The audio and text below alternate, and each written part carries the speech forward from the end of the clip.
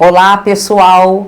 Antes de darmos início à última palestra da noite, eu gostaria de convidar a todos para uma apresentação cultural.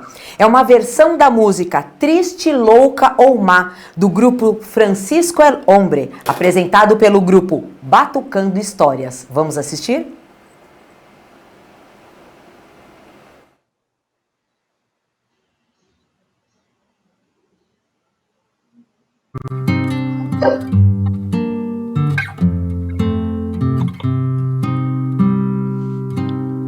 Triste, louco ou má, será qualificada ela quem recusar. Segue receita tal, a receita cultural do marido da família, cuida da rotina. Só mesmo rejeita bem conhecida receita. Quem não sem dores aceita que tudo deve mudar.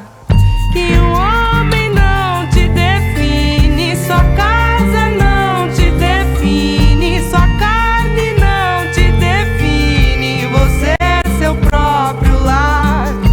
Um homem não te define, sua casa não te define, sua carne não te define, você é seu próprio lar. Ela desatinou, desatou, nós vai viver só.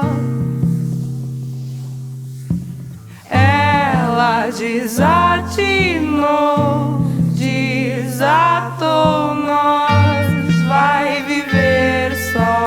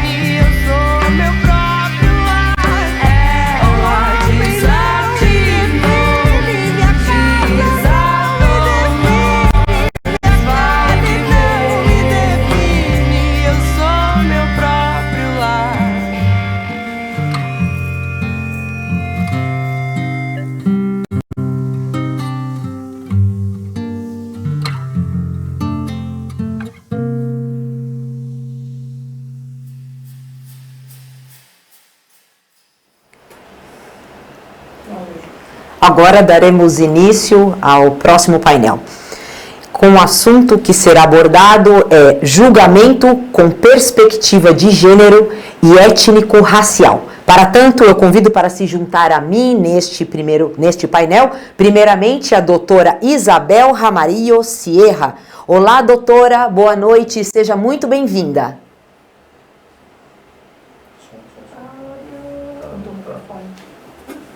Doutora, está me ouvindo?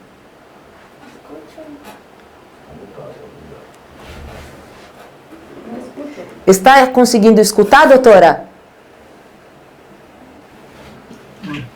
Gracias, perdón. Estamos en silencio. Muy buenas noches, ¿cómo estás? Sí, estamos muy encantados por tenerla conosco en un evento muy especial. Muchas gracias. Gracias. Convido também a doutora Alcione Escobar da Costa Alvim. Grande prazer tê-la conosco, doutora Alcione. Seja muito bem-vinda. Obrigada. O prazer é todo meu em participar desse fórum tão importante no judiciário brasileiro. Perfeitamente. Convido também a doutora Lívia Paiva. Como vai, doutora? Seja muito bem-vinda ao Fonavide. Olá, boa tarde, boa noite a todos e a todas e a todos. É um prazer muito grande. O prazer é todo nosso. Muito obrigada, doutora. Convido também a doutora Ana Carinhanha. Como vai, doutora? Seja bem-vinda também.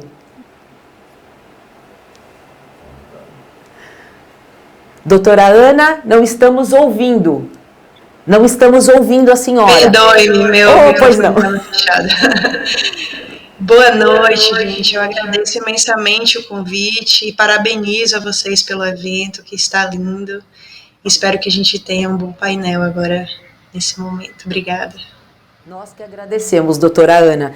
E para completar esse time, eu convido a doutora Adriana Ramos de Mello, que também será a nossa coordenadora. Doutora Adriana, uma boa noite, seja bem-vinda. Olá, boa noite. É um prazer estar aqui.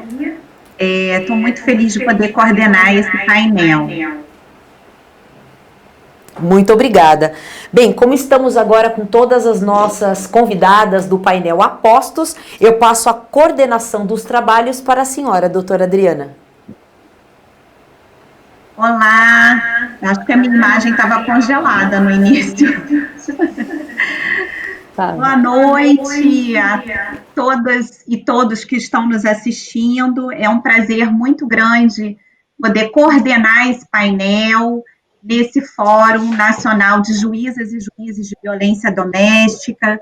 Eu tenho o prazer de fazer parte desde o início, em 2009, e principalmente para discutir esse tema que para mim é muito caro e que estamos agora avançando aqui no Brasil, que é o julgamento com perspectiva de gênero. Estou muito feliz de poder contar aqui com especialistas na área. É um prazer muito grande ter a professora Isabel Jaramillo, que esteve conosco aqui no Brasil, acho que ano passado, se não me falha a memória, num evento muito interessante sobre despatriarcalização do sistema de justiça brasileiro. Esteve conosco aqui. E trocamos algumas mensagens e sempre informações. A professora Isabel é uma referência, é uma professora feminista, constitucionalista. Acompanho muito o seu trabalho, professora Isabel, e queira saber aqui que no Brasil a senhora tem várias aqui fãs que lhe acompanham com certeza, principalmente nos estudos de gênero e direito, né, e do auxílio, que com certeza a sua colaboração, a sua fala, que eu sei que foi gravado, foi feito um vídeo com a senhora, esse vídeo terá legenda, por isso que, por ser um fórum virtual, né, então a gente teve que se adaptar à realidade da pandemia. Esse fórum ele é sempre presencial, todos os anos, mas esse ano eu agradeço imensamente o trabalho e a força que a nossa presidente, a juíza estadual Jaqueline Machado, do Mato Grosso do Sul, fez para que isso pudesse acontecer aqui. Então, é um prazer tê-la aqui. Eu vou fazer a apresentação de todas e aí a gente passa primeiro, então, para a nossa convidada, que é a professora Isabel. Cumprimento aqui também a Alcione Escobar, juíza federal, minha amiga querida do estado do Pará, né, parceira comigo na Infam, na Escola Nacional de Formação de Formadores aqui do Poder Judiciário Brasileiro. Eu trabalho questões de gênero e a professora doutora Alcione trabalha questões raciais. Então, é muito importante a sua presença aqui, além de juíza federal, é também formadora da Infam, da nossa Escola Nacional. Cumprimento aqui também a minha querida Lívia Paiva, que é pesquisadora do Núcleo de Pesquisa em Gênero, Raça e Etnia da Escola da Magistratura do Estado do Rio de Janeiro. Eu tenho a honra de fazer parte e coordenar esse núcleo de pesquisa. Lívia está desde o início do NUPEGRE, desenvolvendo pesquisas na área de gênero e violência contra as mulheres, além de ser professora do Instituto Federal do Rio de Janeiro e também doutoranda pela Faculdade Nacional de Direito aqui da nossa tradicional UFRJ, Universidade Federal do Rio de Janeiro. E também a nossa querida professora doutora, quer dizer, mestre, que é doutoranda, Ana Carinhanha, que também é pesquisadora da Emerge, aqui do nosso núcleo de pesquisa em gênero e raça e etnia, e também cursa aí doutorado também na Faculdade Nacional de Direito. Então, nós temos um time aqui só de mulheres especialistas, então não vou perder mais o tempo com apresentações, o currículo integral de todas as professoras já está na plataforma, quem depois tiver interesse de ler com mais tempo. Eu agora gostaria de pedir licença às colegas para exibir, então, o vídeo da professora Jaramillo em função da legenda. Ao final, então, teremos os debates e a professora, se puder ficar conosco até o final, a gente agradece, mas a gente sabe que tem ela que está lá na Colômbia, lembrando que a Lívia está no México, portanto, temos quase a América Latina inteira aqui. Então, sem mais delongas, agradecendo a assistência, pedindo desculpas pelo atraso, porque as coisas acontecem tanto no presencial quanto no virtual, também não seria diferente. Peço desculpa à professora Jaramillo e aos demais colegas palestrantes pelo atraso. E vamos lá, então. Em seguida, por favor, a exibição do vídeo da nossa professora Isabel Jaramillo, da Colômbia, por favor. Buenas noches, un placer estar con ustedes, muchas gracias por esta invitación. La idea que tengo en el tiempo que me ha sido asignado es trabajar alrededor de 3 preguntas. Primero, ¿por qué tomar decisiones judiciales con perspectiva de género? Segundo, ¿cómo tomar decisiones judiciales con perspectiva de género? Tercero, ¿por qué las decisiones con perspectiva de género materializan el principio de imparcialidad en la decisión judicial y no el principio de una decisión sesgada o no neutral? Muy bien, entonces, ¿por qué tomar decisiones con perspectiva de género, decisiones judiciales? Creo que aquí lo primero que habría que recordar es que los jueces y las juezas juegan un papel muy importante en la garantía de los derechos de ciudadanas y ciudadanos.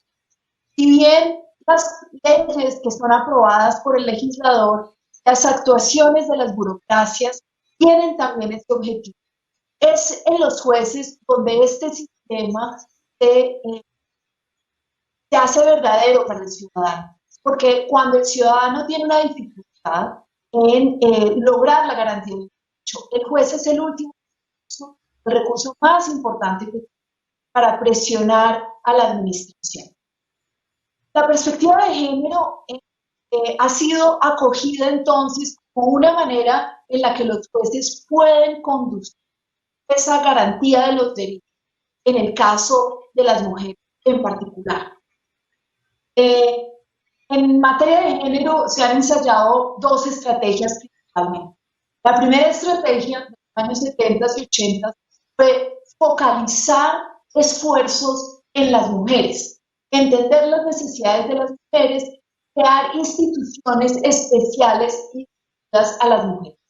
Esa estrategia que fue muy importante para recabar información sobre la vulneración de los derechos de las mujeres, para generar energía política para la garantía de los derechos de las mujeres, sin embargo, mostró tener dos deficiencias.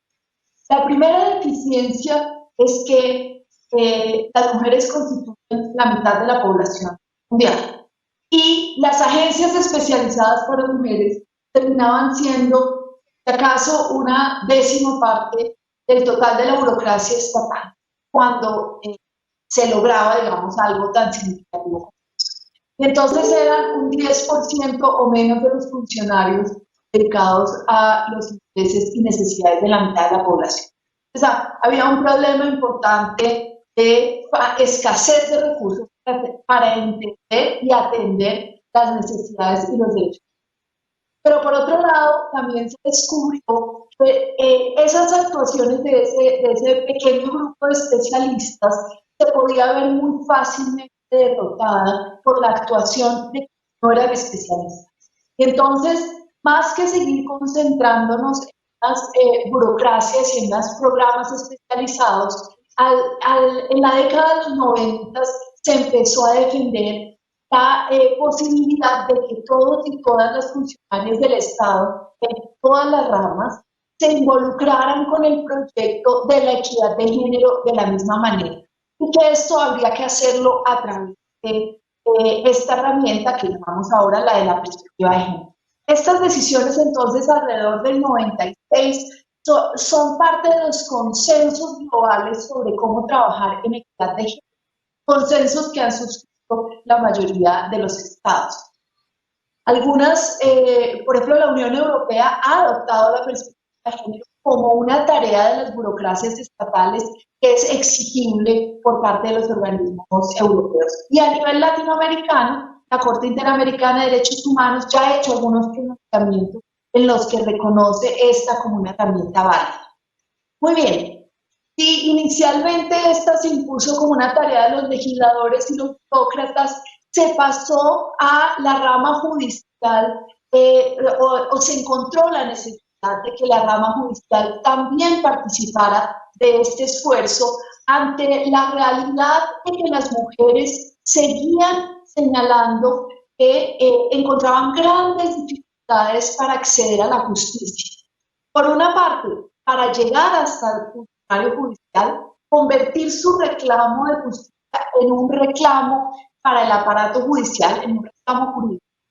Pero la segunda dificultad era la desconfianza en las autoridades judiciales que sistemáticamente fallaban en su.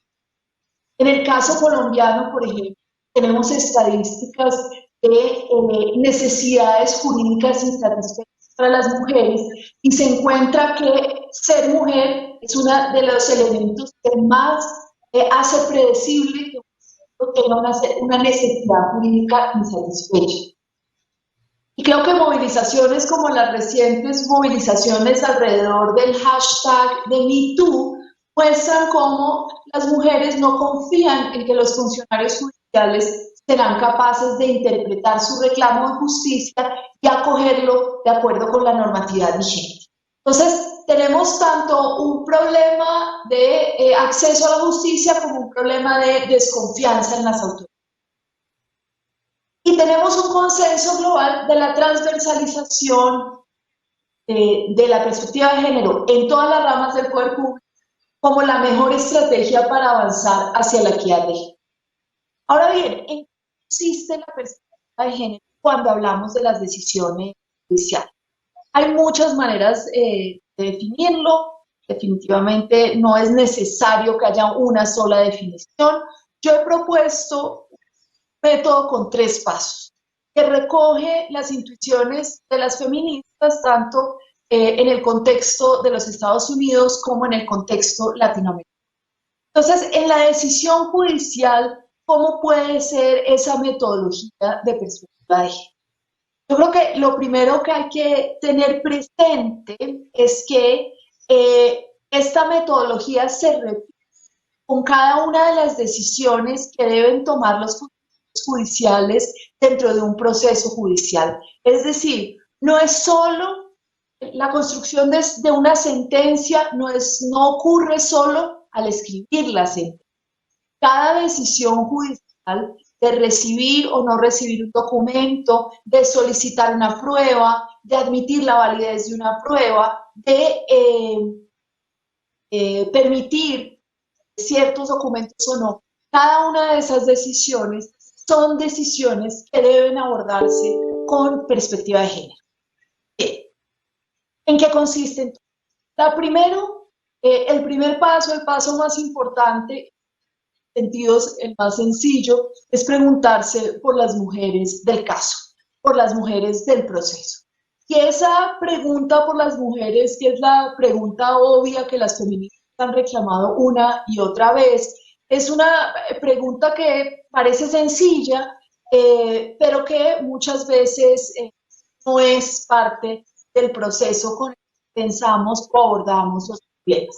Y no lo es porque en nuestro entrenamiento como juristas, como abogados, generalmente se nos ha dicho que nos importa la persona humana y que tratar con equidad a las personas es olvidarnos de sus características específicas, concentrarnos en lo que de ellas es común a todas.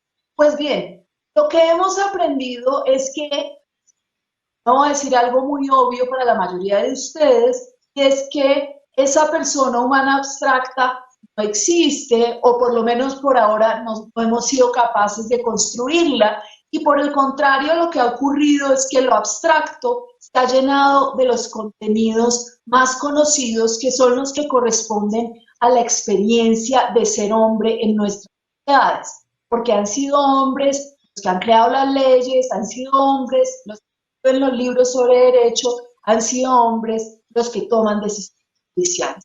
Entonces, detrás de la idea del humano abstracto, en realidad lo que está es la experiencia masculina.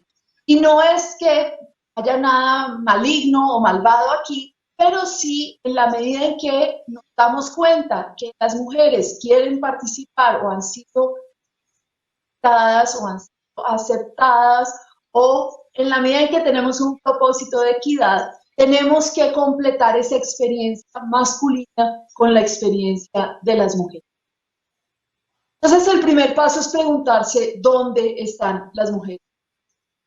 El demandante o demandado, alguno es una mujer el abogado de alguna de las partes, es una mujer el testigo o el perito o otro auxiliar de la justicia que participa en la decisión judicial, es hombre o mujer el juez que está tomando la decisión, fue un hombre o una mujer el juez que tomó la primera decisión.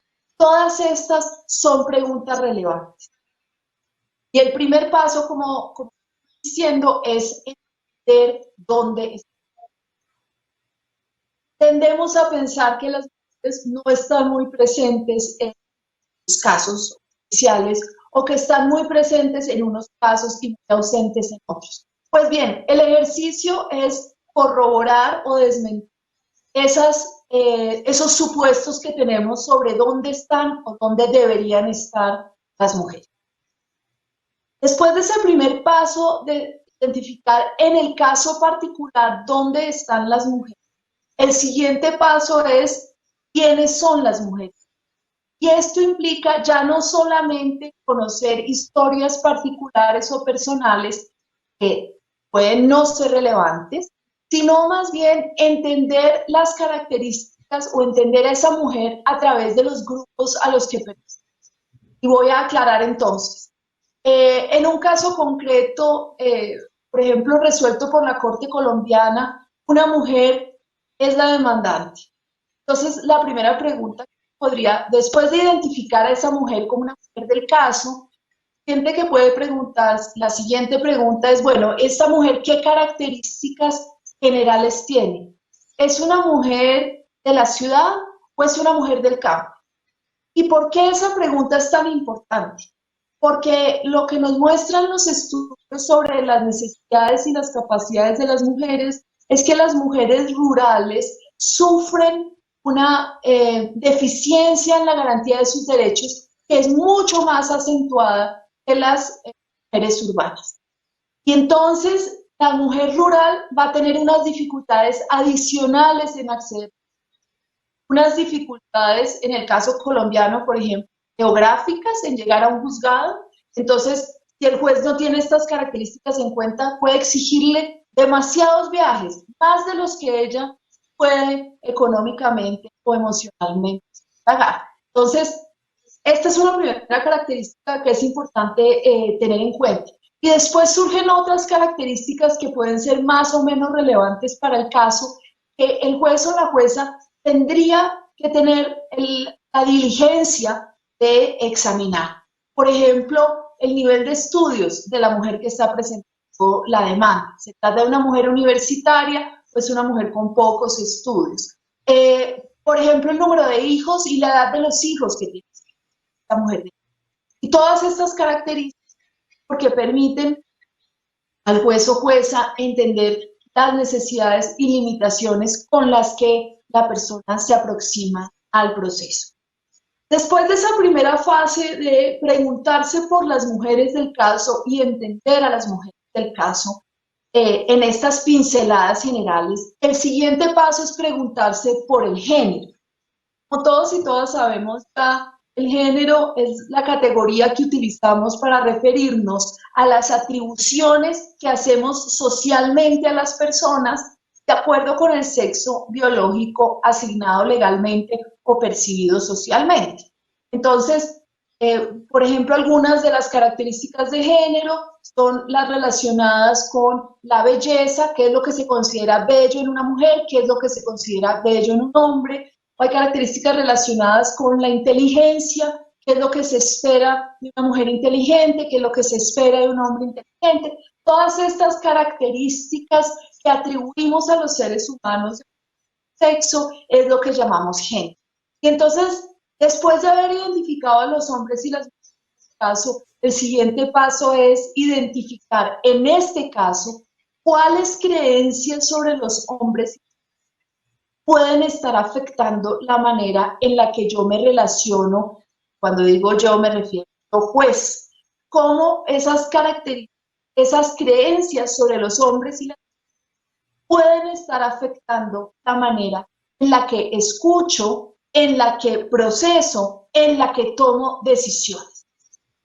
A esto lo han llamado, y de manera importante, la canadiense Rebecca Cook lo ha puesto de presente, los estereotipos de género. Es decir, las simplificaciones que hacemos sobre el comportamiento y las características de hombres y mujeres basadas en su sexo. Los estereotipos son una herramienta muy importante para todos los seres humanos porque los estereotipos nos permiten procesar mucha información de manera muy rápida. El problema de los estereotipos, sin embargo, es que muchas veces contienen información errada o pues tienen una simplificación que no se aplica en los concretos. Entonces, la tarea de alguien que necesita tomar decisiones altamente cualificadas, como son los jueces, decisiones que tienen un impacto tan importante en la vida de las personas y en el correcto funcionamiento de la sociedad, la responsabilidad en relación con esos estereotipos es verificar que no se trate de una creencia que termine siendo errada para el caso concreto. Por ejemplo, una creencia que puede existir sobre la violencia contra las mujeres. En Colombia se han identificado algunas que tienen jueces y juezas. Por ejemplo, que las mujeres que no dejan a su agresor o que no abandonan a su pareja que es un agresor es porque aceptan esa violencia. Esa es o porque gusta o aprecian esa violencia. Esa, digamos, es una creencia muy básica, ya casi abandonada, pero que en el caso colombiano, por ejemplo, se detectó 15% de los jueces tienen esa creencia.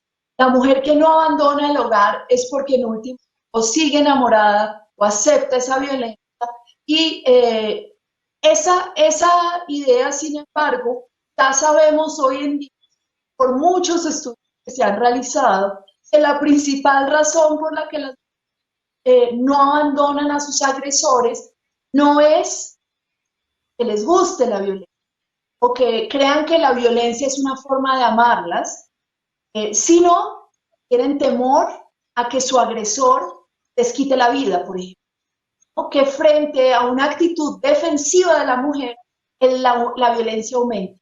Otras mujeres temen que hijos puedan ser agredidos o puedan perder la vida. Otras mujeres temen no poder sostenerse económicamente si llevan consigo a sus hijos. Entonces, y otras mujeres más aún temen que las autoridades judiciales no les crean y no las protejan. Entonces, hoy en día sabemos la razón por la que las mujeres permanecen en relaciones violentas con mucha más frecuencia es que el sistema judicial, las autoridades policiales no les pueden garantizar seguridad cuando abandonan sus hogares.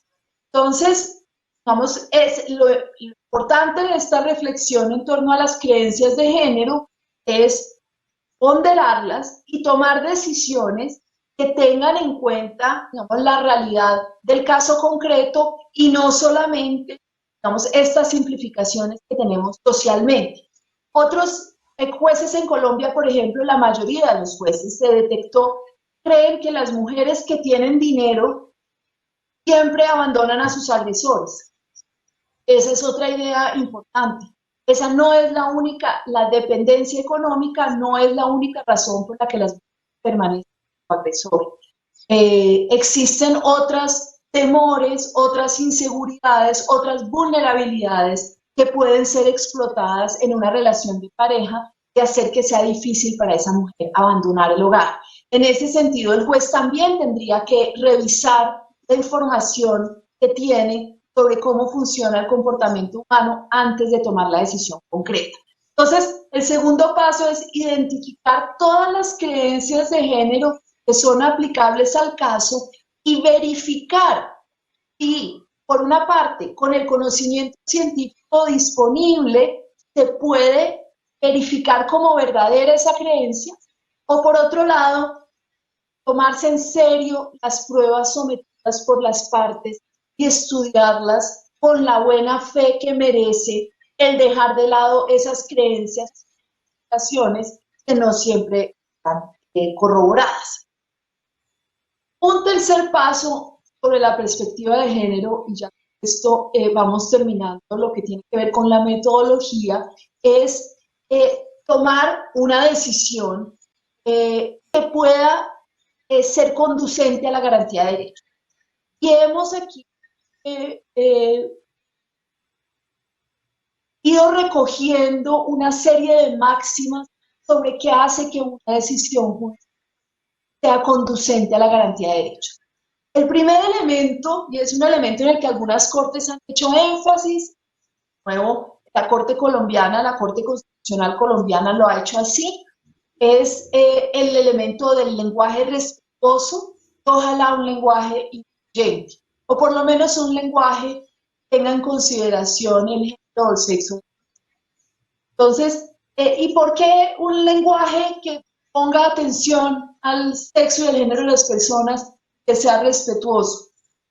Porque la decisión judicial en últimas también tiene como destinatario a aquellos que han intervenido en el proceso, al demandante, a la demandada, a las partes, a los auxiliares de la justicia que han participado. La decisión judicial ya no la pensamos solamente como un instrumento para darle órdenes a otros funcionarios. Aunque esa es una función muy importante de la decisión judicial, también los ciudadanos y ciudadanas debemos poder ser partícipes de la historia que están contando esas decisiones judiciales. Y en ese sentido, un lenguaje que tenga en consideración a esos ciudadanos y ciudadanas es fundamental. Un segundo argumento, para muchos de ustedes seguramente esto es muy obvio, es que la sentencia debe tener argumentos, obviamente dar normas. ¿Y por qué es tan importante tener argumentos? De nuevo, porque esos ciudadanos o ciudadanas esperan una historia sobre su participación en la justicia, sobre la garantía de sus derechos. Esa historia no pueden ser unas cifras que el ciudadano o la ciudadana desconoce.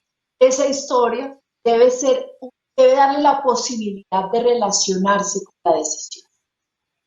Tercero, la decisión debe apuntarle a ser una decisión eficaz, que se cumpla, no solamente una decisión material, operativos legales, sino una decisión que produzca los resultados que el juez o la jueza estaba imaginando cuando tomó la decisión. Y para esa eficacia hemos encontrado, o muchos estudios han encontrado, que es importante, primero, ser claros, utilizar el lenguaje más claro y preciso posible. Segundo, identificar claramente los destinatarios de las órdenes judiciales. Tercero, establecer plazos ciertos, verificables, con autoridades encargadas de verificar esos plazos. Finalmente, en relación con esta materia, una decisión que se dirija a quien tiene los recursos, la capacidad y la voluntad de cumplir. Y que si se sabe que es un destinatario reticente de las órdenes, el juez debería, o la jueza, tomar aquellas decisiones complementarias que permitan llevar al destinatario reticente a cumplir. Les doy un ejemplo. Durante muchos años, la Corte Constitucional colombiana, frente a casos de violencia doméstica o de pareja, y después de que las mujeres expresaban haber acudido a 3 o 4 autoridades judiciales anteriormente, el Tribunal Constitucional reiteraba, después de una argumentación administrativa, una orden que decía: se ordena al agresor suspender los actos de agresión. Esta era la orden que ya 3 o 4 autoridades habían decretado anteriormente. Esa no puede ser la orden que los jueces seguimos dando en un caso cuando ya sabemos que es una orden que ha sido incumplida.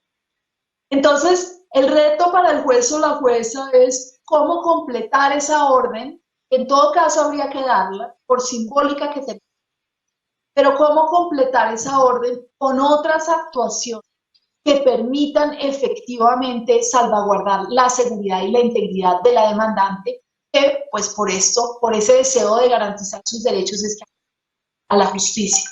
Hoy tenemos leyes de violencia doméstica mucho más complejas, pero también tenemos unos jueces que, por ejemplo, están utilizando órdenes estructurales, llamando no solamente a la autoridad de policía, sino a los encargados de vigilar los derechos humanos, las defensorías del pueblo, las personerías, para que auxilien a las autoridades de policía en cumplir con esta tarea importante de garantizar la integridad y la seguridad de las mujeres. Entonces, en materia de la decisión judicial, primero, un lenguaje respetuoso y ojalá incluyente. Segundo, una argumentación dirigida al ciudadano o ciudadana. Espera una respuesta del Estado, pero espera en esa respuesta una verdadera conversación sobre la garantía de sus derechos. Y en tercer lugar, una sentencia judicial construida con el ánimo de que sea eficaz, de que sea entendida por aquellos a quienes se dirige y que sea recibida por quienes tienen recursos y la capacidad para tomar las decisiones que implican la garantía del derecho. Muy bien, entonces empecé presentando algunas ideas sobre por qué tomar decisiones judiciales con perspectiva de género y después pasé a explicar qué puede querer decir la perspectiva de género en la decisión judicial. Primero hay que preguntarse dónde están las mujeres del caso. Segundo, hay que preguntarse cómo es que el género influye en mis decisiones en este caso. Y tercero, cómo construir una decisión judicial eficaz que garantice los derechos. Bien, había avisado que quería terminar esta intervención mencionando dos de las principales objeciones o preguntas que me hacen cuando planteo este método sobre la perspectiva de género. La primera pregunta es, eso que usted propone, ese método, supone mucho más trabajo del que ya nosotros hacemos. Doctora, los recursos son escasos, el tiempo es escaso, ¿por qué no me enseña algo que pueda ser más rápido o más fácil? Porque en realidad lo que usted propone escapa a mis posibilidades en esto. Frente a esa objeción que yo creo que es muy importante, mi respuesta es que desafortunadamente en el momento en el que estamos nos encontramos obligados a corregir décadas de mala educación. Las mujeres hemos estado ausentes del conocimiento, no solo del conocimiento legal, sino del conocimiento científico, médico, etc. Y entonces la mayoría de lo que aprendimos siendo después como universidad está equivocado. Y no podemos esperar más a la respuesta.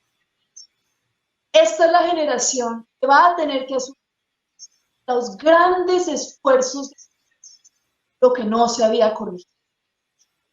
Claro, tenemos que hacer esfuerzos para corregir eso en las otras etapas. Yo soy profesora, llevo más de 20 años trabajando en cómo hacer un currículo de derecho con perspectiva de género.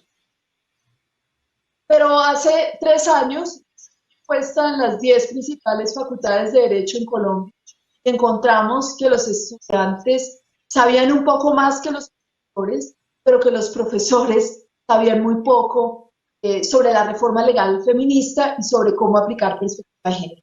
Entonces, aún hoy tenemos una educación legal deficiente, tenemos una educación primaria y secundaria deficiente. No podemos esperar más a corregir estos defectos. Es casi como que tenemos una urgencia, ya no una urgencia sanitaria, tenemos una emergencia legal, tenemos una injusticia que necesitamos reparar. Y yo entiendo el tema de la escasez de los recursos, pero yo creo que también todos y todas tenemos que reparar un sistema que tiene tantos años de error, nos va a tomar unos esfuerzos significativos en ciertos momentos. Entonces esa es mi primera respuesta, es no podemos hacer nada distinto que asumir la tarea de hacer mucho más trabajo para poder hacerlo bien. Y la segunda objeción es que la perspectiva de género no es una perspectiva que garantice imparcialidad, sino que en realidad es una manera de decir que en caso los deberían ganar las mujeres. Y entonces frente a esta objeción, mi respuesta es, si quisiéramos simplemente que los casos los ganaran las mujeres, no habría que hablar de metodologías y no tendríamos que dar explicaciones. Bastaría con decir, señores jueces, vayan a favor de las mujeres. Entonces, porque lo que nos interesa es un proyecto de equidad, no un proyecto de todos los procesos judiciales los ganen las mujeres, porque nos interesa la equidad, es que pensamos que debemos corregir aquello en lo que no estamos siendo imparciales y neutrales para poder serlo, no para estar siempre a favor de las mujeres. Yo creo que se le hace flaco favor a las mujeres causas si hablamos de la perspectiva de género como una perspectiva en la que a cada solicitud de las mujeres se le hace una concesión, ¿no? La mujer pidió cierta división de los bienes, otra mujer pidió otra división de los bienes, también no, habría un problema, hay problemas tanto entre mujeres como entre hombres, como entre generaciones, si no nos tomamos en serio que el propósito de todas y todos es la equidad y la imparcialidad, y no simplemente favorecer a las mujeres. Muy bien, estas son las principales ideas que quería compartir con hoy. Espero que en las preguntas y respuestas podamos profundizar en aquello que no haya sido claro. Muchas gracias.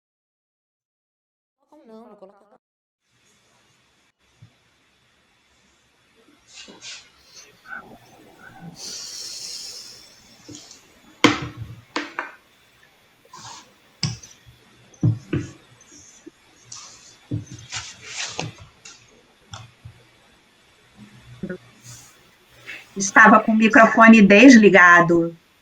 Perdona. Graças, professora Isabel, por tanta contribuição para as juízas e juízes que agora estão nos assistindo, em torno de 300 pessoas, mais ou menos. Fez uma explicação muito importante para nós, apresentou uma metodologia para julgar com perspectiva de gênero. Creio que seja bastante semelhante à situação da Colômbia com o Brasil em relação à violência e à discriminação contra as mulheres, e o Poder Judiciário realmente tem um déficit. Nós precisamos realmente rever todos os nossos currículos, as nossas formações, para poder introduzir a perspectiva de gênero dentro do Poder Judiciário brasileiro. Muito obrigada pela sua contribuição e espero que possa continuar aqui para que possa fazer algumas perguntas que as colegas com certeza farão e contribuir com o Poder Judiciário brasileiro. Passo a palavra agora à minha querida professora e também juíza federal, doutora Alcione Escobar, para a sua fala. Vou ser rigorosa no tempo, Alcione, 15 minutos. Por favor, com a palavra. Obrigada, Adriana. Primeiro, foi um prazer ouvir a professora Isabel. Boa noite a todas as pessoas que nos acompanham. Eu registro a alegria em participar dessa edição do Fonavide. Agradeço o convite da presidente, doutora Jaqueline Machado, e reitero a minha emoção ao estar aqui ao lado da doutora Isabel Jaramilho, doutora Adriana Ramos Melo, doutora Lívia, doutora Ana Carinhanha. E, inicialmente, assim, doutora Isabel falou do porquê do julgamento com perspectiva de gênero, e ainda nessa linha de compreensão, né, a filosofia muito nos diz que somos seres de sentido, né, precisamos compreender o porquê da ação e só agimos se algo nos tangencia de alguma forma. E eu destaco que a abordagem do julgamento com perspectiva de gênero, ela assume uma peculiaridade de se voltar, não exclusivamente, mas fortemente para a magistratura. E aqui precisamos considerar o percurso que cada profissional trilhou. Há que ser reconhecido que todas nós já temos nossos parâmetros de conformação do mundo, de como agir funcionalmente. Diante desse fato, o que se propõe não é apresentar um pacote de teses e soluções, mas apresentar inquietações, instrumentos e perspectivas que alimentem a reflexão sobre o tema que deve ser caro à humanidade, a igualdade de gênero, e aqui sob uma perspectiva interseccional. Dessa forma, eu penso que precisamos ter claro de início a resposta à questão já abordada por doutora Isabel, mas aqui acrescento alguns elementos do porquê discutir e propor essa metodologia.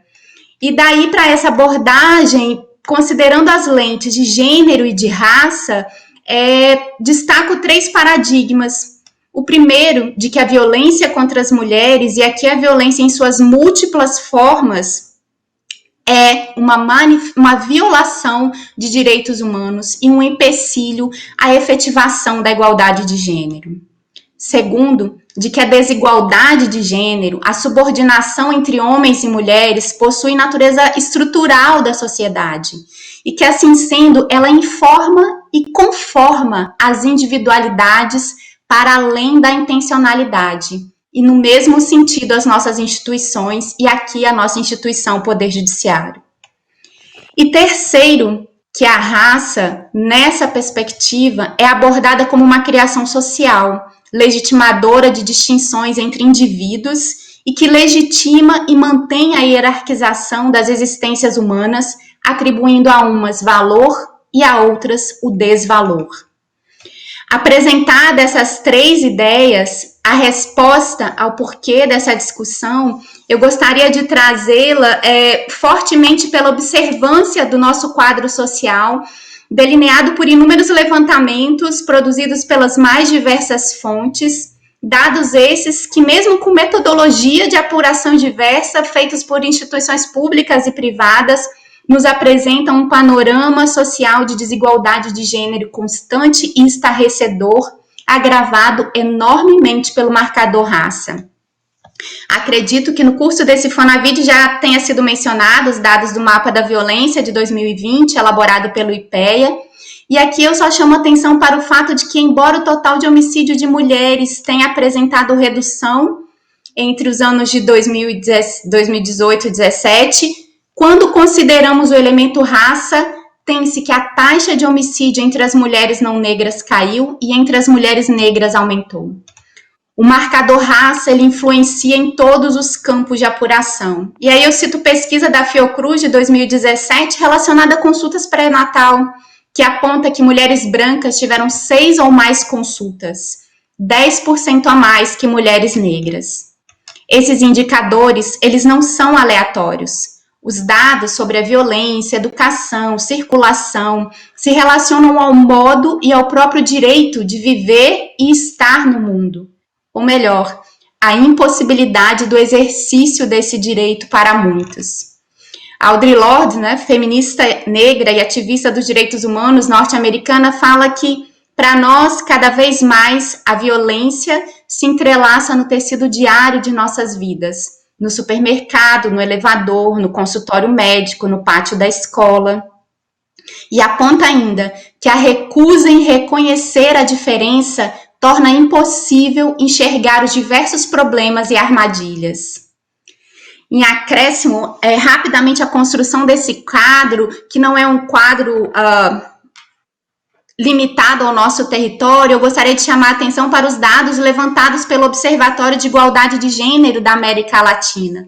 E dos vários parâmetros de apuração, escolhi destacar 2 que dizem muito sobre a vertente estrutural desse problema, que é renda e tempo não trabalhado, tempo de trabalho não remunerado. No que tange a população sem renda própria por sexo, considerando 17 países da América Latina, e aqui esse diz respeito em torno do ano de 2017, aproximadamente 1/3 das mulheres da região depende de outros para a subsistência, o que as torna vulneráveis desde o ponto de vista econômico e dependentes daqueles que possuem renda, que em geral são os homens. E com relação ao tempo de trabalho não remunerado, fato, a pesquisa aponta que as mulheres sem rendimentos próprios têm tempo de exercício não remunerado maior do que aquelas que têm rendimentos próprios. Mas o que chama a atenção é que, ao analisar o grupo que tem acesso ao trabalho remunerado, homens e mulheres, as mulheres, ainda em relação aos homens, mesmo que com atividade remunerada, têm exercício de maior tempo de atividade não remunerada.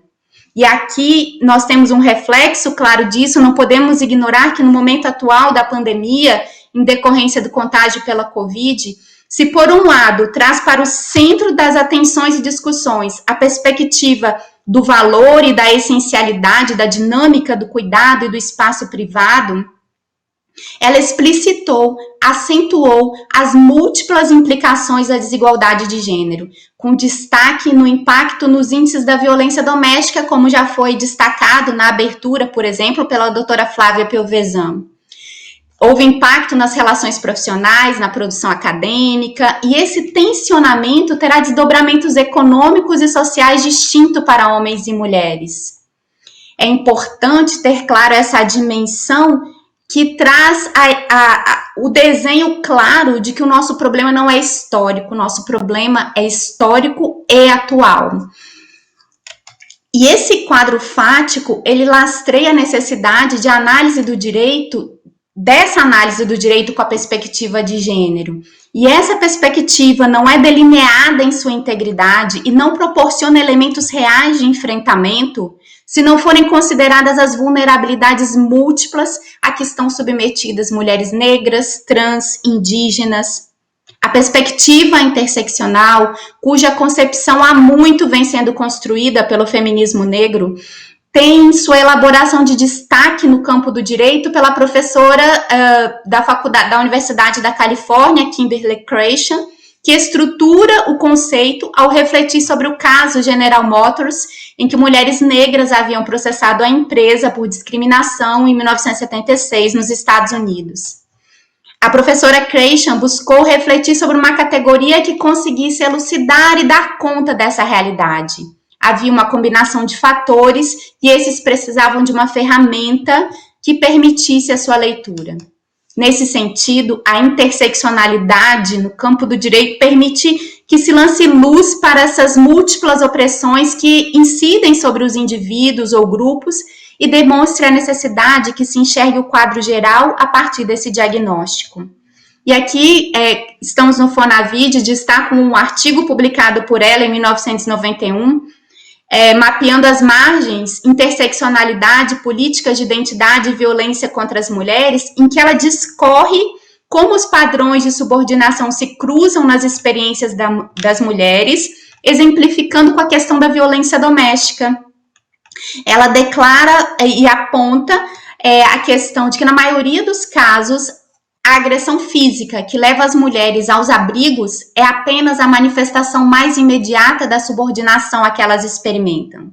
Muitas mulheres que procuram a proteção estão desempregadas, subempregadas. Os abrigos servem a essas mulheres, não podem dar-se ao luxo de lidar apenas com a violência infringida pelo agressor. Elas também devem confrontar outras formas de dominação.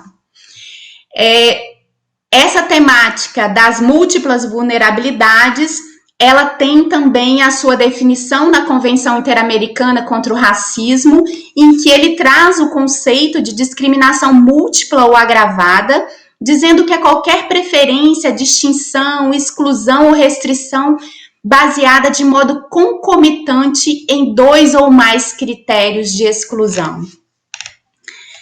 Dessa forma, apesar de alguns dados apresentados parecerem obviedades, serem noticiados todos os dias na mídia, né, nas inúmeras fontes de informação que temos, nós ainda vivemos a fase, e infelizmente vivemos a fase, como já apontado por inúmeros estudiosos e estudiosas da temática de raça e gênero, em que uma das estratégias de combate ao racismo e ao sexismo no Brasil é afirmar que ele existe, porque ele é estruturante, institucionalizado, negado, naturalizado e tratado muitas vezes, e às vezes exclusivamente, no campo da intencionalidade. Daí, vale reiterar que as instituições públicas e privadas não funcionam alheias a esse universo. E nos perguntamos qual o reflexo dessa violenta estrutura social no direito, em nosso campo de atuação, em nosso espaço de trabalho. A linguagem jurídica, como apontou a doutora Isabel, não é um discurso descontextualizado. Ela é uma linguagem técnica construída dentro de um contexto cultural e de poder. Nessa perspectiva, a violência e a violação de direitos que se vivencia no meio social acaba por existir, por ser reproduzida, ainda que simbolicamente no discurso jurídico. E aqui eu gostaria de dizer, como aponta a professora de Sociologia da Universidade Federal do Rio Grande do Sul, Rochelle Fellini, o discurso dos agentes jurídicos é o meio pelo qual sistematicamente se atualizam as regras do jogo. E é nesse campo do discurso dos agentes jurídicos que se estabelece o julgamento com perspectiva de gênero e com viés interseccional. Uma metodologia de julgamento que reconhece o caráter estrutural do sexismo, do racismo e sua ação sobre as instituições públicas e privadas, e se propõe a desvelá-las, de sorte a produzir decisões judiciais isentas de estereótipos, como nos falou a doutora Isabel, e de preconceitos de gênero e raça, com vistas à realização de uma igualdade material e efetiva. E aqui cito uma obra da doutora Isabel que fala que o direito também, analisando a questão feminina do direito e o feminismo, que o direito também pode ser visto, e já foi visto, como um instrumento de aprimoramento da cidadania feminina, a depender do histórico. E ainda, um discurso jurídico que não provoque a revitimização, ou seja, que não coloque a situação de mulheres vítimas de violência com sofrimento prolongado pelo atendimento inadequado nos serviços onde buscam atendimento. E aqui, ao reler os enunciados produzidos pelo Fonavid, eu gostaria de destacar 4 que têm claramente uma linha de contato com essa metodologia para a eliminação de barreiras ao acesso a uma prestação jurisdicional adequada em decorrência do gênero. Cito o enunciado 25, que fala da ampliação da aplicação dos instrumentos de tutela, o enunciado 45, que fala da credibilidade da palavra da vítima, o enunciado 46, que fala da aplicação às mulheres trans, o enunciado 47, que fala do abuso do direito de defesa com excesso de linguagem, quando se utilizam argumentos violentos e ofensivos à dignidade da mulher por questão de gênero. No Brasil, temos a Diretriz Brasileira para o Julgamento e Processamento de Mortes Violentas com Perspectiva de Gênero, mas não temos um protocolo elaborado no âmbito do Poder Judiciário nos moldes de países como México e Bolívia. É preciso que avancemos nesse caminho, e também aqui eu gostaria de apontar a estrutura normativa que ampara essa metodologia, mais do que ampara, que autoriza, e mais do que isso, que determina a atuação nesse sentido. E aqui eu cito a Convenção sobre a Eliminação de Todas as Formas de Discriminação contra a Mulher. Na América Latina, nós temos a Convenção Interamericana, a Convenção de Belém do Pará, de 1984. Nós temos a nossa Constituição, que traz em seu artigo 3º os objetivos da República, que é o vetor de interpretação de todo o nosso sistema normativo, e no corpo da Constituição, o artigo 226, que fala da violência, da família, da proteção de seus membros, a Lei Maria da Penha, que é um instrumento de trabalho de todas as varas de violência doméstica, enfim, precisamos caminhar. E considerando a hora, né, e toda a riqueza desse debate, eu caminho para o encerramento com o apontamento de que a violação máxima do direito, que é o atentado contra a vida, é precedido de inúmeras outras violências. É necessário que todos os profissionais que atuam direta ou indiretamente no sistema de justiça conheçam a natureza desse ciclo de violência, que não se exaure, não se limita à seara criminal. Pelo contrário, nela encontra o seu ápice. Conhecer as formas de violência, como elas se configuram, é uma forma valiosa de se evitar sua repetição e de evitar a reprodução dos estereótipos e de discriminações. E sob a ótica da magistratura, essa metodologia de julgamento é uma proposta que exige um olhar pessoal, consciente e crítico sobre os elementos formadores da própria subjetividade das julgadoras e julgadores, e um olhar sobre as estruturas históricas e econômicas que nos moldam enquanto sociedade. E por estar aqui em um espaço de reflexão e formação, eu termino a minha fala com esperança, porque, como ensinou o premiado intelectual Milton Santos, o mundo é formado não apenas pelo que já existe, mas pelo que pode efetivamente existir. A esperança é que nos debrucemos sobre o que de melhor pode existir para todos e para todas. Obrigada. Obrigada, Alcione. Belíssima fala.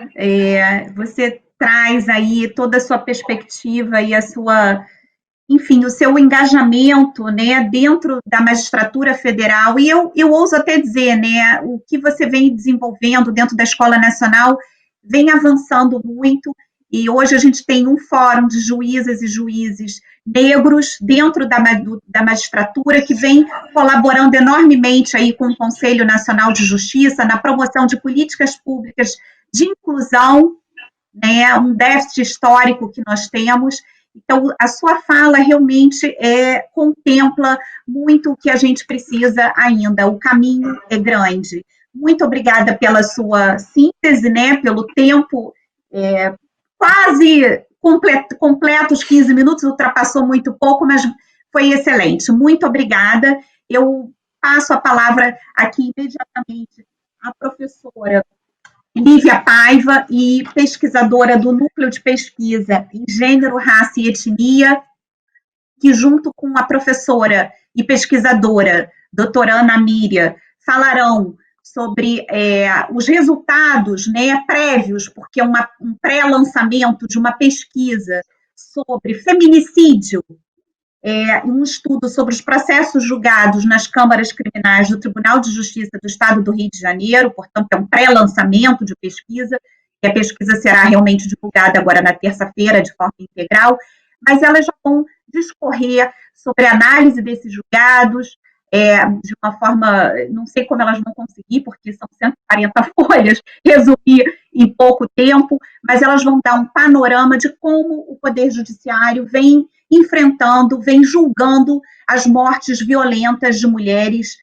no nosso Estado. A gente observa aí que essa pesquisa foi uma encomenda da Escola da Magistratura do Rio de Janeiro, no sentido de propor melhorias para o sistema e para o Poder Judiciário, no caso, efetivamente, dos julgamentos de feminicídios consumados e tentados no nosso Estado, e propor aí, não é um protocolo, mas algumas diretrizes no sentido da melhoria do sistema de justiça para as mulheres e suas famílias, por óbvio, que perderam aí a sua mãe, filha, irmã.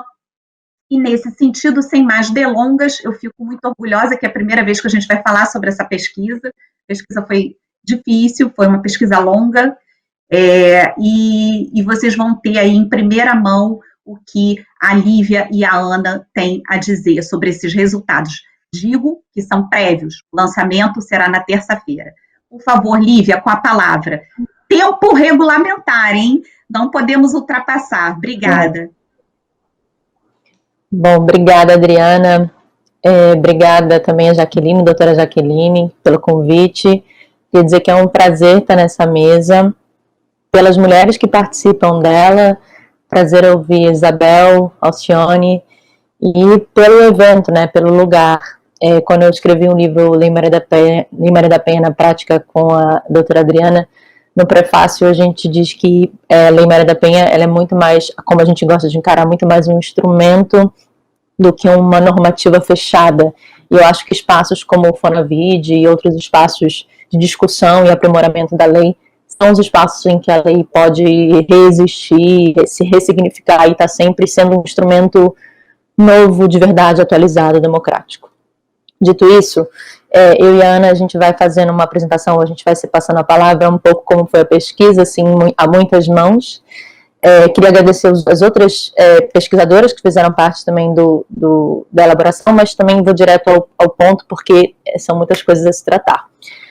A pesquisa tem uma parte quantitativa, a gente não vai abordar ela aqui hoje, sobre o perfil da vítima, sobre, enfim, perfil do agressor, a gente vai tratar especificamente do que a gente pensou como a parte qualitativa e o que a gente observou a partir dos nossos dados. Eu vou começar dizendo como é que a gente chegou nesses dados.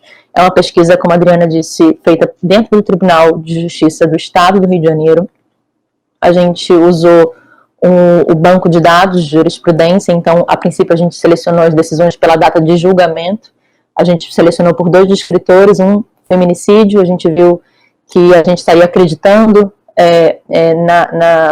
na correta utilização do feminicídio, então a gente decidiu estender para homicídio mulher, então a gente trabalhou com 2 listas inicialmente. Feminicídio, a gente achou poucos resultados, homicídio mulher, vários. Então esse foi o nosso primeiro resultado.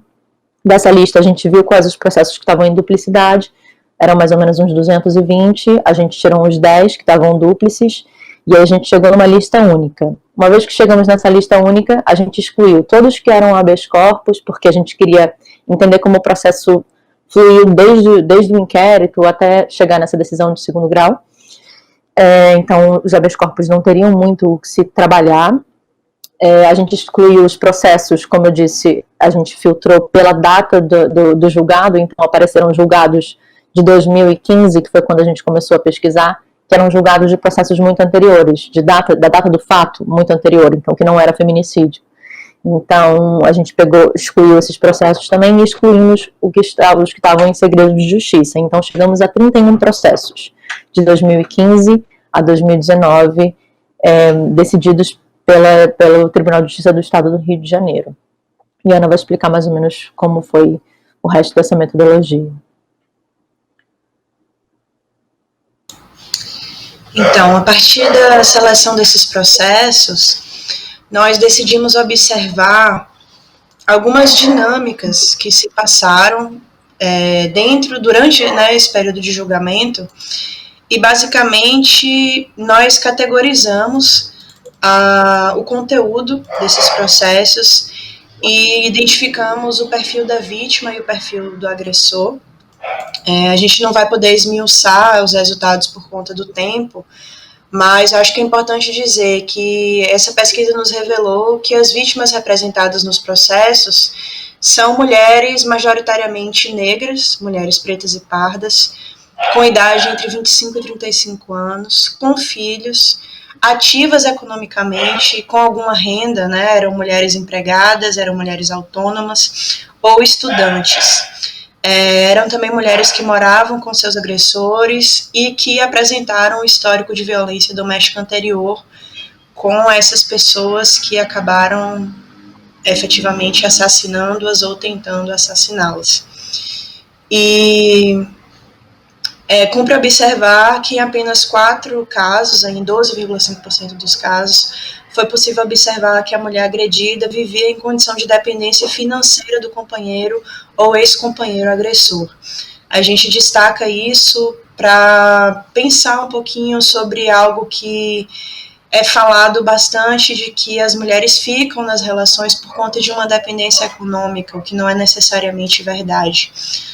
E com relação ao perfil dos agressores, observamos que são homens em sua maioria negros, pretos e pardos, com idade entre 25 e 35 anos, com filhos, que moram ou moravam com a vítima, economicamente ativos ou empregados ou autônomos, que eram também usuários de drogas ilícitas ou lícitas, né, álcool, outros medicamentos, e com de agressão contra suas companheiras ou ex-companheiras. A gente falou rapidamente sobre isso aqui, sobretudo porque o único indicador, né, que veio com maior frequência na análise era com relação à existência de filhos. Então, a gente já tem aí algo a se pensar com relação à questão da perspectiva de gênero, que pode ser observada também ao longo de outras pesquisas e da atividade judiciária. E, além desses perfis, nós observamos também a dinâmica dos fatos, né, com relação ao tipo de arma utilizado, o tipo de ambiente em que esses crimes foram realizados. E, assim, no que diz respeito à dinâmica dos fatos, o resumo do panorama é de que foram utilizadas majoritariamente, né, a maior parte dos crimes aconteceu pelo uso de arma branca, né, sobretudo facas, em ambiente privado, mas a gente destaca também uma ocorrência importante dos crimes em ambiente público. Envolvem relações íntimas de afeto ou convivência e foi motivado por sentimento de posse, né, seja majoritariamente ciúmes, não aceitação do término do relacionamento, ou de que a mulher se relacionasse com outra pessoa, ou por medo de uma suposta traição. A maioria dos casos teve o resultado morte e foi cometido com violência em grau exacerbado e com sinais de crueldade, e ocorreu fora da presença dos filhos.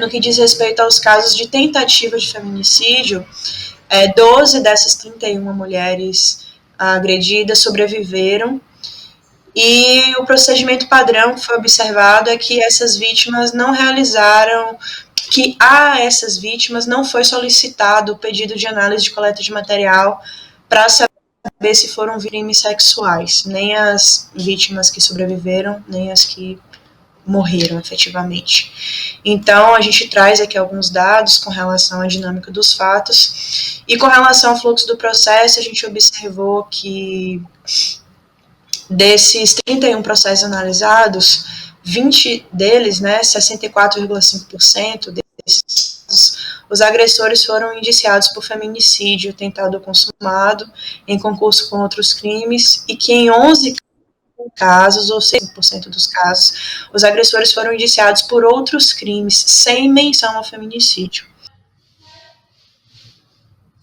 Oi, voltamos. Eu não sei até que parte vocês conseguiram me ouvir, mas eu acredito que vocês viram até a parte onde eu falei do fluxo do processo. E eu passo a palavra novamente para a Lívia. Bom, a gente, a partir desses dados que a gente analisou eles qualitativamente, a gente fez uma análise quantitativa. E nos interessava ver em que termos ou em que grau se aplicaria ou se era aplicada uma perspectiva de gênero muito parecida com o que a Isabel expôs aqui no início, né? Em que em diferentes medidas a gente poderia entender isso com uma perspectiva de gênero ou não. Logo de início, algumas coisas chamaram a atenção, como pouquíssimos processos sequer citavam o nome das vítimas, e entendendo isso como uma medida, o processo como uma instância política e ética de reparação e resolução de um conflito, a gente acha um pouco problemático. E muitos se deram por decisões unânimes, então a maior parte esmagadora, 90%, 95%, se deu por decisões unânimes. Então, é curioso como, na maior parte das vezes, os pares se estavam em consonância.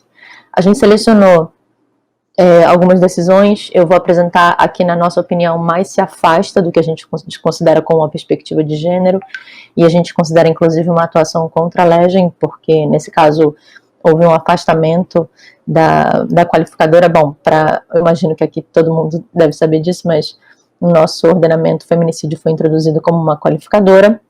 Existia um debate sobre a natureza dessa qualificadora, se era objetiva ou subjetiva, e hoje é majoritário o entendimento de que é objetiva. Então, esse caso foi um caso que a gente deu um nome de Jardel e Manuela, são nomes fictícios. Jardel, inconformado com a separação e com ciúmes da sua ex-companheira Manuela, tira-lhe a vida mediante disparos de armas de fogo. Manuela tinha ido ao encontro de Jardel. Vejam bem esse dado, como cada elemento é revelador de cada particularidade. Ela tinha ido com as filhas, recebeu uma pensão, ela já estava separada dele, recebia a pensão. Logo que as crianças chegaram na casa da mãe do agressor, né, da sogra dela, elas subiram com a avó, e a vítima, Manuela, foi morta com disparos de arma de fogo pelas costas, tiros dados pelas costas. Muito bem. Ele foi indiciado, foi pronunciado por feminicídio e, enfim, foi condenado. Ele não, antes de ser condenado, né, houve um recurso em sentido estrito, né, um recurso da pronúncia, e essa qualificadora foi decotada em sede de recurso em sentido estrito. E o argumento na ocasião foi de que não estava comprovada a situação de vulnerabilidade ou hipossuficiência. E, enfim, que a Lei Maria da Penha deveria ter sido aplicada de maneira restrita. A gente faz uma análise um pouco maior desse caso no nosso relatório, mas a gente considera que todos os elementos revelam que, especialmente da maneira como foi introduzido o feminicídio no nosso ordenamento, né, de que em situação de violência doméstica, e refletindo sobre a qualificadora objetiva do feminicídio, houve uma atuação contra a legem da qualificadora, inclusive da violência constitucional atribuída ao Tribunal do Júri, e uma série de entendimentos, de errinhos que vão sendo cometidos, que definem essa decisão como a mais afastada. Por exemplo, ao citar um precedente nesse recurso em sentido estrito, utilizou-se duas decisões que se afastavam também a qualificadora do feminicídio, só que quando a gente foi ver que precedente era esse, um era relativo a uma injúria entre duas irmãs, e outro era uma injúria cometida por uma sogra em direção a uma nora. Então eram precedentes que não se adequavam ao caso, seja pelo crime, né, porque um feminicídio tem um grau de violência muito maior do que uma injúria, obviamente, seja pelas pessoas envolvidas, né, pelos sujeitos envolvidos. Então, uma nora e uma sogra, duas irmãs, elas não se comparam a uma relação de violência doméstica. E fico pensando que lugar é esse de não reconhecer, embora já tenha julgados do STJ que entende como presumida a vulnerabilidade na violência doméstica, assim como o dano moral é presumido, existe outro julgado nesse sentido, mais recente, de que o dano moral é presumido na violência doméstica. Eu penso numa mulher que vai buscar uma pensão alimentícia, viveu a vida sofrendo violência doméstica, e é assassinada, né, em função disso, e onde é que não está, onde é que é quase impossível não ver a vulnerabilidade, a hipossuficiência, e por mais que não tivesse descrito, por mais que não houvesse precedentes, enfim, essa a gente considera um julgado muito diverso do que a gente deseja, muito afastado da perspectiva de gênero. Então, essa qualificadora ela é restabelecida num recurso especial. Ainda não há o júri foi marcado para março desse ano, mas devido à pandemia ele teve que ser adiado. Esse caso ainda não foi resolvido. É um dos poucos que a gente tem que ainda não tem uma decisão, ainda não foi transitado em julgado. Mas, enfim, é um exemplo de uma decisão que se afasta da perspectiva de gênero. Em sentido contrário, nós observamos também, dentre as decisões, algumas decisões as quais nós consideramos que, em alguma medida, se aproximaram da consideração de uma perspectiva de gênero. E nós selecionamos 3 casos para trazer alguns elementos que podem servir de inspiração para juízes e juízas que estejam nos assistindo, que depois venham a ler a pesquisa, e ao final da pesquisa nós apresentamos também uma série de recomendações que podem ser observadas. O primeiro caso, destacando aqui que os nomes são fictícios, a Lívia já falou, mas eu vou reforçar, todos os nomes que eu vou dizer aqui são nomes fictícios. Jorge assassinou Ruth com socos e facadas, porque supôs que poderia estar sendo traído. Com histórico de violência pré-existente, Ruth já teria procurado a polícia outras vezes devido ao comportamento violento de Jorge, que foi denunciado, pronunciado, levado a júri e condenado nos termos do artigo 121, parágrafo 2º, incisos 2 e 6 do Código Penal, na forma do artigo 5º da Lei 11.340 de 2006. Nesse caso específico, a gente observa que a Câmara cita a decisão da juíza de primeiro grau, onde ela fala de maneira expressa que o modo como o autor agiu demonstra um reforço ao machismo exacerbado do réu. Essa é uma das poucas decisões que cita a palavra machismo, se não me engano, em 31 processos, em apenas 2 processos a palavra machismo foi citada, né? Relembrando que são processos que tratam sobre feminicídio. E ainda que é reproduzida por menção da denúncia e sem maiores desenvolvimentos acerca do seu entendimento, essa palavra é citada. A defesa chega a argumentar que o machismo do réu já está contemplado na condenação por um homicídio qualificado pelo feminicídio e que seu enquadramento simultâneo como conduta social desfavorável caracterizaria um bis in idem. Né? A gente achou curioso destacar também porque os argumentos que a defesa utiliza muitas vezes também são problemáticos. Há exemplos de argumentos que falam da legítima defesa da honra, por exemplo, do autor, e outros argumentos bastante problemáticos. Ainda nesse caso, a Câmara cita questões que dizem respeito ao modo como a vítima era valorada, né? E aí fala de xingamentos que a vítima recebia, como piranha, vagabunda, que tem relações diretas com essa subordinação da condição de dignidade da vítima, né? E ainda destaca o fato de a vítima ter sido deixada seminua, o que na leitura dos magistrados e magistradas denota um especial deboche por parte do réu. E nesse julgamento, a Câmara analisa elementos como motivação, modus operandi e consequências do crime, abordando elementos como o machismo, que se expressava na violência contínua, nos xingamentos, o modo como o corpo da vítima foi encontrado e outros elementos fáticos. Consideramos que a preocupação em trazer o contexto fático do crime à lume, como a referência aos depoimentos das testemunhas, por exemplo, demonstra um cuidado em reconstruir uma narrativa que considere a dignidade da vítima, que não pode mais falar por si.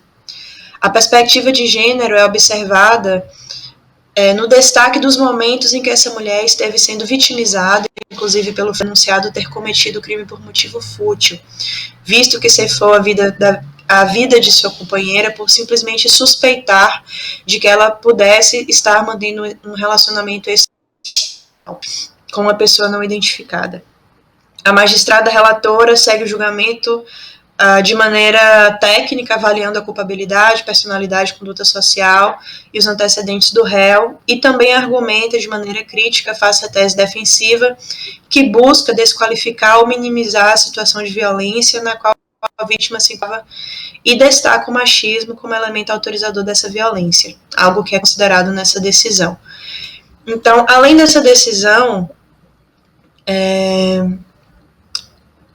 a gente destacou mais duas decisões que eu vou falar de uma maneira mais breve aqui por conta do tempo. No segundo caso, Márcio invadiu a casa de Flávia, que era sua vizinha, e a agrediu com uma faca de cozinha, com 4 golpes na região do pescoço, vindo a atingir sua veia jugular, que a levou à morte.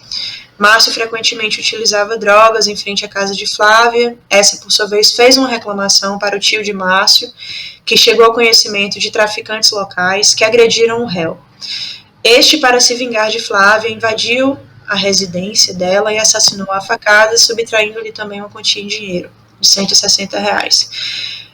Consumado o delito, Márcio trancou a porta da casa, tirou a chave em um matagal próximo e empreendeu fuga. Passaram-se muitos dias depois disso até que o corpo pudesse ser efetivamente encontrado, já em estágio de putrefação. E questões próprias aqui do evento não foram destacadas na sentença, contudo, a Câmara traz destaques de que Márcio teria agido com uma audácia extremamente reprovável, né, tendo atacado a vítima dentro de sua própria residência, no período noturno, golpeando-a, e destacam, né, que a vítima estava desarmada no momento de descanso, sem qualquer chance de defesa, e aí evidenciam efetivamente que ele sabia que era uma vítima mulher e que morava sozinha, né, tendo entrado em sua casa durante a noite, sabendo que não teria dificuldade para ceifar-lhe a vida, dadas as compleições físicas de ambos. E aí a Câmara faz uma pergunta que eu acho importante destacar, né, indaga-se se o réu adentraria a casa da vítima caso fosse um homem, armado apenas com uma faca. Nesse caso, considera-se, né, o agravante o fato de ter sido um feminicídio, porque a condição de a vítima ser mulher, e no caso que interfere diretamente na condição de vulnerabilidade, foi algo determinante para que ele tivesse invadido a casa dela. Então, de maneira bastante sucinta, a Câmara considera a questão de gênero aqui, e eu vou passar o terceiro caso por conta do tempo, para que a gente consiga abordar a terceira parte da nossa apresentação. Lívia. Bom, a gente dividiu, então, essa última parte em duas. Vou falar de alguns aspectos do processo, que eu disse 5. A análise qualitativa do processo, o primeiro, enfim, na metodologia que a gente usou, a gente entendeu que a partir de todo o arcabouço de dados e de decisões e do fluxo processual, a gente conseguia fazer 5 categorias. A primeira, a gente denominou de o que não tem nome não existe, invisibilidade do feminicídio no campo judicial. Então, a gente fica pensando, esse exemplo que eu dei para vocês de uma decisão que se afasta muito do que seria uma decisão com perspectiva de gênero, é um exemplo, né? A verdade sobre esse processo é que não foi um feminicídio.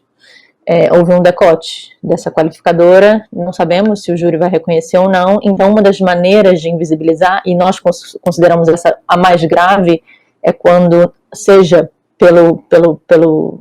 em fase de pronúncia, seja por um decote, depois de que há uma apelação, depois que há uma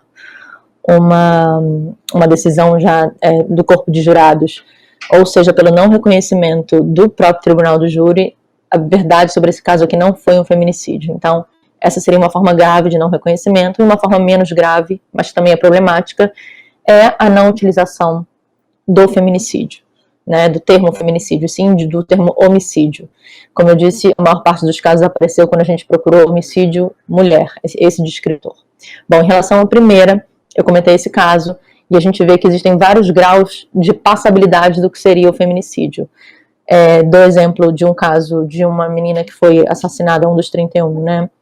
Foi assassinada pelo seu amante, e no caso não foi reconhecido o feminicídio porque ela era amante, né? Então existia uma certa ideia de família, o que é considerado uma mulher, né? Essa ideia de uma mulher ideal, se a gente pode até refletir sobre o que seria essa a mulher honesta, né? Que era o sujeito de alguns tipos de delitos específicos, que já não existe mais na nossa legislação.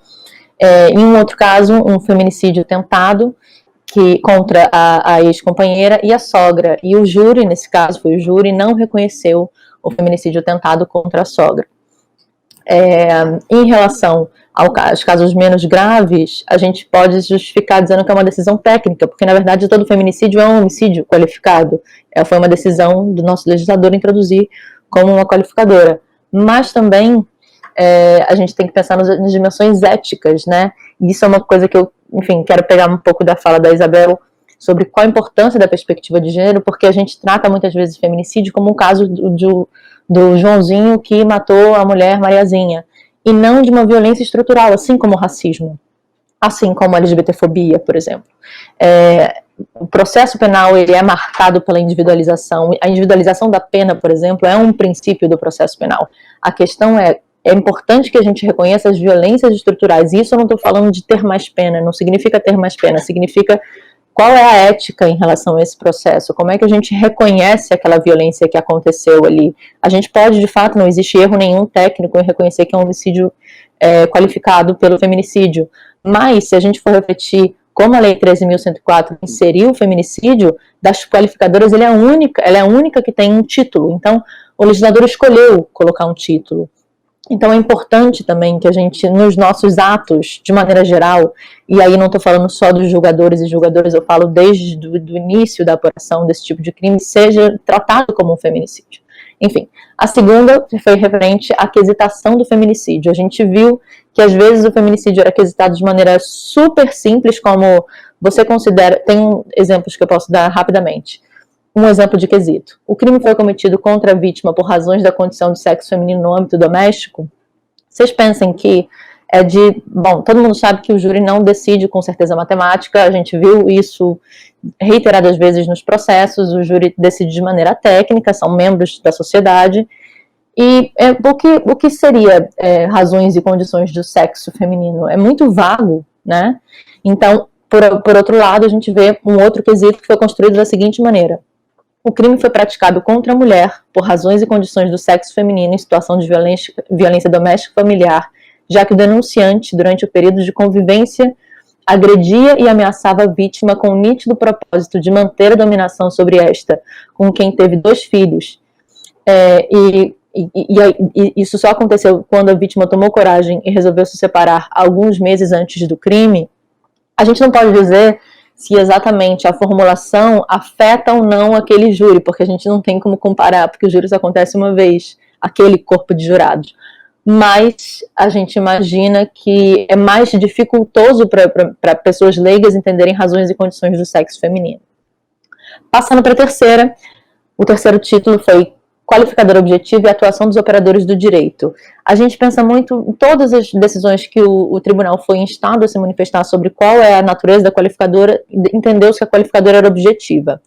Esse é o raciocínio talvez mais complexo que eu gostaria de fazer aqui com vocês hoje.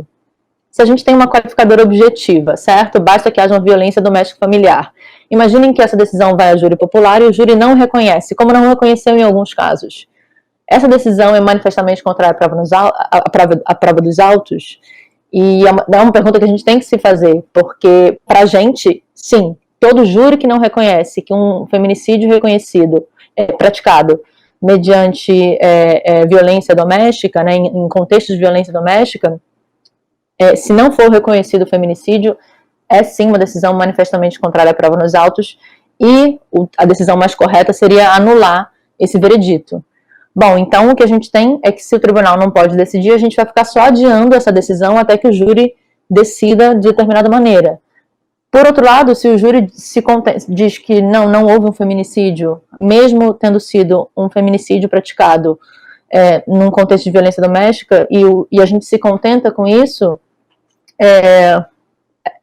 na real, o que a gente está aceitando é que hajam decisões contra a legem, e casos de claramente uma violência doméstica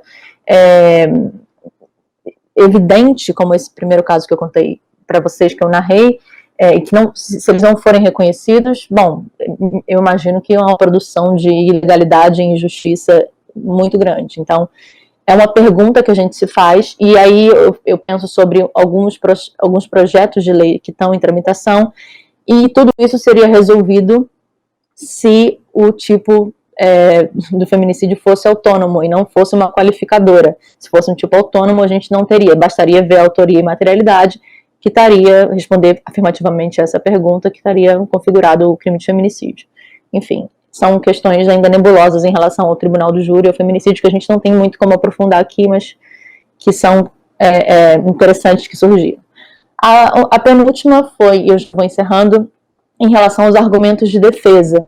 A gente percebeu algumas questões muito problemáticas em relação a você dizer que o seu cliente agiu diante de uma inexigibilidade de conduta diversa, ou então ele praticou aquela agressão diante de um relevante valor moral de defender a própria honra.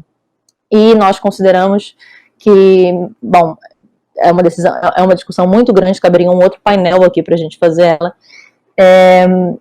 Todo esse tipo de argumentação, ele fere, se a gente pensa no dever do advogado, né, o Código de Ética da OAB, quando enfim, a gente pensa a função social do advogado, o dever de contribuir pelas instituições, e a gente se pergunta como é que o advogado contribui para o aprimoramento das instituições, reforçando o machismo no tribunal do júri, no conselho de sentença, ou de diversos operadores do direito que estão ali atuando nesse caso, né? Então, será que a ampla defesa ela não pode se dar de outra maneira, né? Será que as teses de defesa não podem ser formuladas de uma outra forma, que não tenham que apelar para o relevante valor moral, ou pela moralização, né, excessiva da conduta da vítima, ou pela culpabilização da vítima? É uma pergunta. Enfim, eu deixo aqui essas perguntas e essas questões para passar para a Ana, porque, enfim, o tempo é muito pouco, mas eu convido vocês a estarem presentes na semana que vem. Eu acho que a doutora Adriana pode seguir, nosso tempo está estourado. E a gente está caminhando. Obrigada, Lívia. Obrigada, Ana. Isso só demonstra que terça-feira precisamos estar lá atentos. Realmente a pesquisa foi super interessante, né? Principalmente para observar a falta de perspectiva de gênero nos julgados de feminicídio, os argumentos da defesa extremamente, alguns beirando a misoginia, né? O preconceito, e ainda aquela figura aqui tão, digamos assim, estigmatizada para nós, que é a legítima defesa da honra, e os argumentos da defesa de que a mulher teria traído o seu companheiro, portanto, ela teria dado causa à sua própria morte. A gente viu isso em argumentos em 2018, em 2019, né? Então, isso é muito interessante se refletir a partir, fazendo um link rapidamente com o que a professora Isabel falou, do ensino jurídico no Brasil, né? Em que termos e em que condições estão sendo formados os advogados e as advogadas que argumentos dessa natureza, com tantos estereótipos de gênero, em defesas pautadas ainda no comportamento da vítima, né, na desqualificação da mulher, ainda são levados a cabo numa instituição que é o Tribunal do Júri, que é prevista na Constituição Federal do Brasil, né?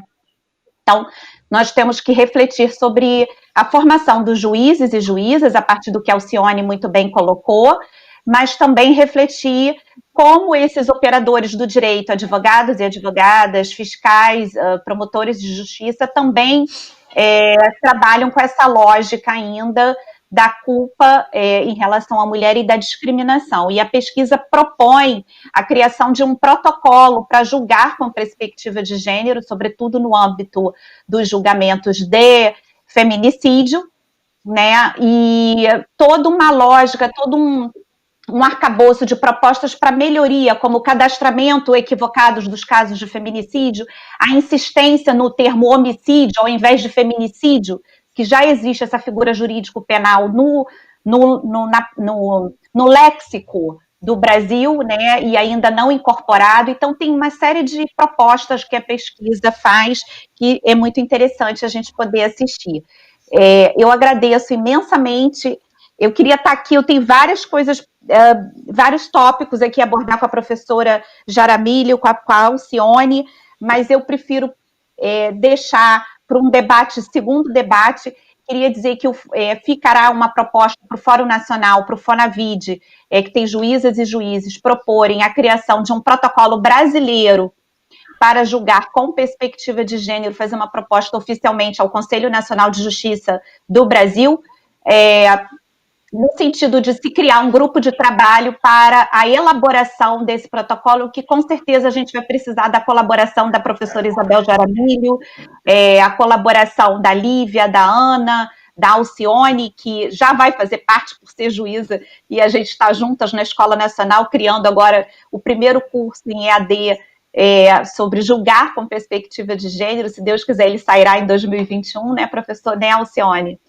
Então, são muitas as propostas que a gente tem, além do curso, o protocolo e outras propostas para melhorar o sistema judiciário brasileiro, para se tornar mais justo e mais igualitário, mais acessível, sobretudo, para as mulheres que sofrem violência no Brasil.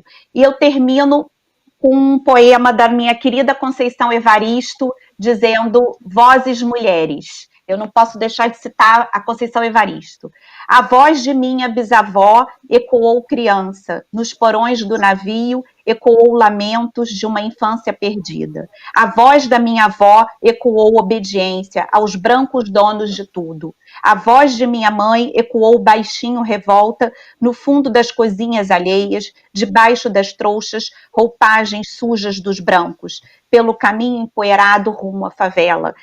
A minha voz ainda ecoa versos perplexos com rimas de sangue e fome. A voz da minha filha recorre todas as nossas vozes, recolhe em si as vozes mudas, caladas, engasgadas nas gargantas.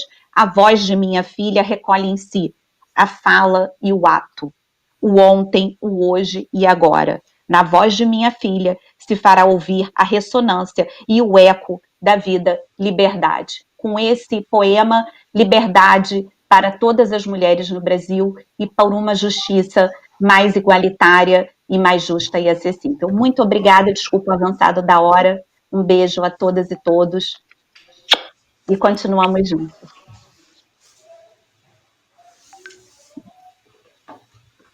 Obrigada, meninas. Muito obrigada. Obrigada a todas as convidadas deste painel. Espero que todas e todos tenham gostado de todos os assuntos que foram abordados hoje. Amanhã será o último dia de evento e as palestras se iniciarão às 9 da manhã. Antes de finalizarmos o 4º dia do FONAVID, eu gostaria de convidar a todos e todas para assistirem novamente o clipe com a música Louca, Triste, Louca ou Má, Mas agora com a versão do grupo Batucando Histórias. Tenham todos uma boa noite.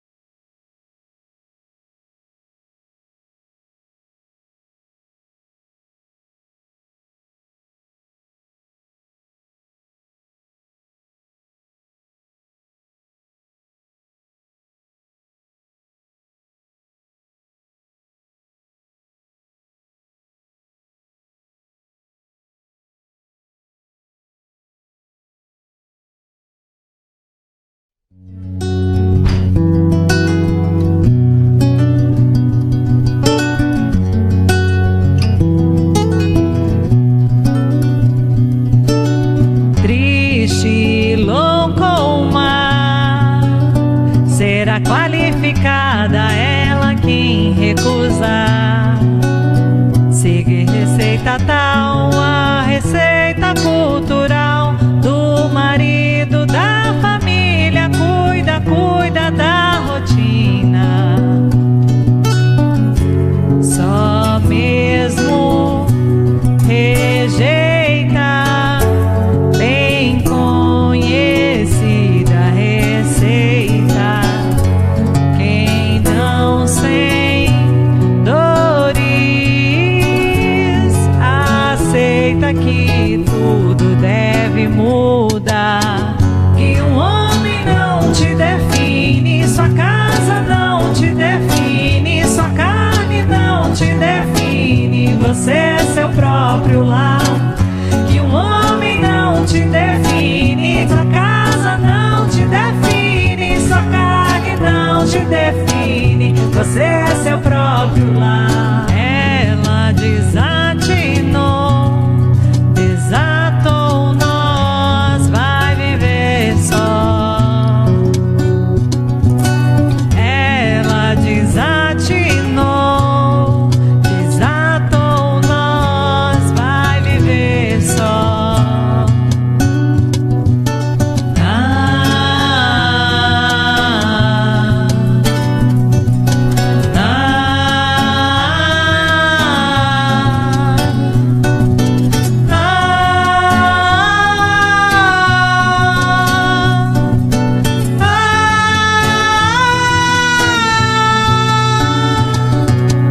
Eu não me vejo na palavra firme, alvo de caça conformada, vítima. Prefiro queimar o mapa, traça de novo a estrada, ver cores nas cinzas e a vida reinventar. E um homem não te define, sua casa não te define, sua carne não te define, você é seu próprio lar. Que um homem não me define, minha casa não me define, minha carne não me define, eu sou meu próprio lar. Ela desate